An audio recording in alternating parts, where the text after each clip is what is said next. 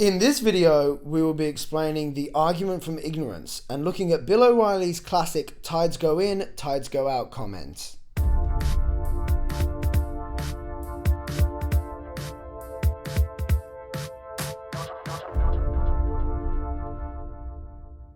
An argument from ignorance is the assumption of a conclusion or fact based primarily on lack of evidence to the contrary.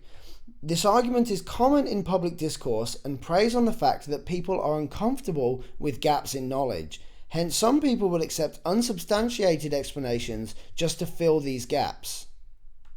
An example of this being halal certification funds terrorism. That doesn't sound right. Can you prove no money from halal certification goes to terrorism? No, I can't. Exactly. Halal funds terrorism.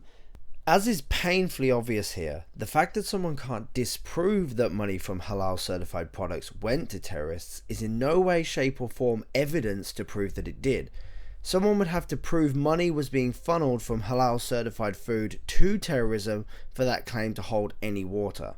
Let's see Bill O'Reilly discuss an atheist billboard with President of the American Atheist Association, David Silverman. And this is not world news. Everybody knows religion is a scam. The only news here is everybody knows. I don't know, Mr. Silverman. Yes, you do. No, I don't. I got to tell you. You sit here and you're skeptical every day, and then you go to church and you get on your knees and you pray to an invisible man in the sky. Invisible man in the sky. You don't think that's a scam? No, I don't. You know what? I'll tell you why. A man that was built by a man. I'll tell you why it's not a scam, in my opinion. All right.